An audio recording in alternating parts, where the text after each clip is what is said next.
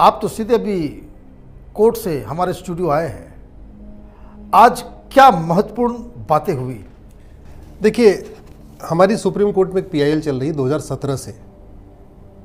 हम ये कह रहे हैं कि भारत में जहां सबको समान अधिकार है, आर्टिकल 14 कहता है इक्वलिटी बिफोर लॉ, सब समान। आर्टिकल 15 कहता है जाति धर्म भाषा के आधार पर भेदभाव नहीं करोगे। आर्टिकल 16 कहता है सबको समान अवसर मिलेगा। आर्टिकल 19 कहता है कोई भी नागरिक हिंदू हो या मुस्लिम देश के किसी भी कोने पे जाके रह सकता है, बस सकता है, रोजगार शुरू कर सकता है, काम धंधा कर सकता है। आर्टिकल 25 में सबको अपने अपने धर्म का पालन का अधिकार है। आर्टिकल 26 में अपने अपने धार्मिक स्थान के निर्माण का अधिकार है। फिर ये अल्पसंख्यक बहुसंख्यक क्यों? जब हमारे देश में एक एनएचआरसी है, नेशनल ह्यूमन राइट कमीशन, वो सबके ह्यूमन राइट का वायलेशन देखेगा, फिर अलग से माइनॉरिटी कमीशन क्यों? हमारे देश में एक एनसीडब्ल्यू है महिलाओं के लिए, जो देखती है महिलाओं के ऊपर कोई अत्याचार हो रहा है, तो वो हिंदू महिला हो या मुस्लिम महिला, अगर कोई अत्याचार होगा तो एनसीडब्ल्यू देखेगा, फिर अलग से माइनॉरिटी कमीशन क्यों? दलितों के लिए भी अलग से कमीशन है, स्वाभाविक सी बात है। इसी तरीके से अगर बाय द वे गरीबों का कल्याण की बात करें तो हमारे पास सोशल जस्टिस मिनिस्ट्री है, राइट। तो सोशल जस्टिस मिनिस्ट्री सबका कल्याण करती है, उसका नाम ही है सामाजिक न्याय मंत्रालय, वो सबका सामाजिक कल्याण करेगी।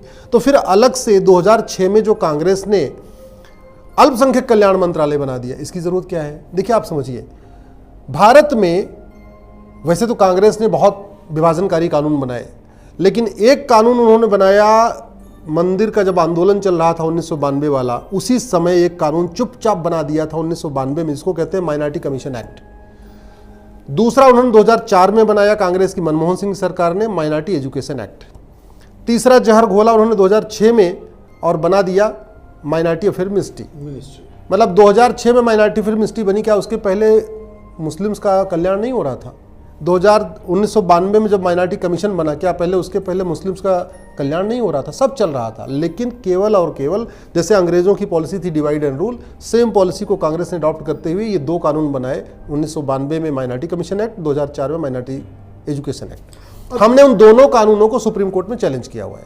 अब देखिए, एक जो आम आदमी के दिमाग में एक सवाल कौंध रहा है, मैं अभी हाल में बंगाल भी गया था चुनाव में, यूपी में भी मैं गया,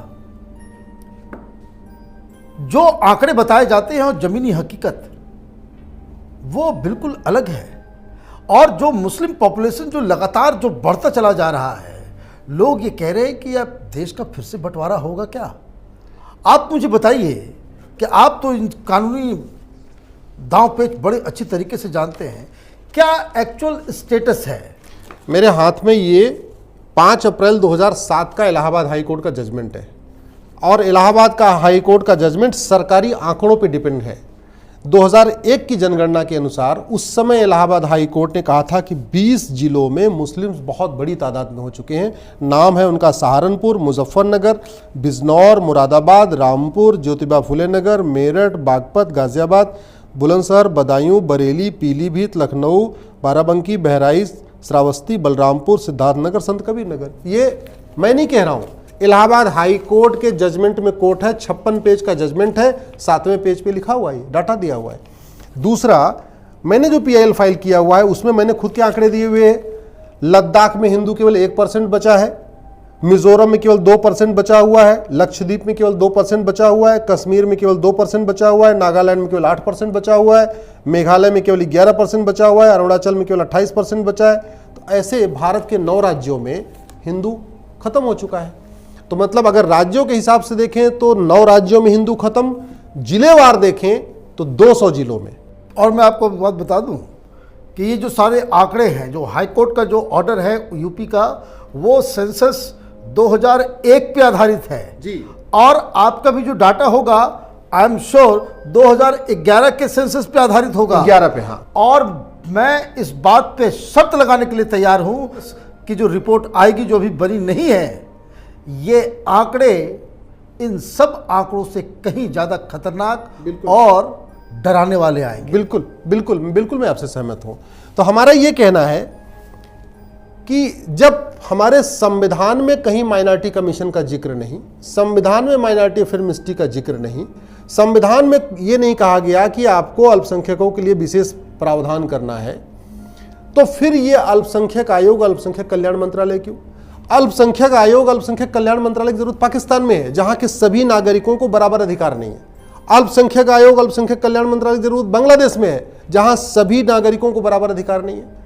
अल्पसंख्यक आयोग, अल्पसंख्यक कल्याण मंत्रालय की जरूरत अफगानिस्तान में है, जहां सबको बराबर अधिकार नहीं। मतलब जहां शरिया चल रहा है वहां तो माइनॉरिटीज जो हिंदू हैं या जैन हैं, सिख, उनके लिए अलग से कुछ विशेष प्रावधान करने की जरूरत है, क्योंकि वो खत्म हो रहे हैं। भारत में क्यों?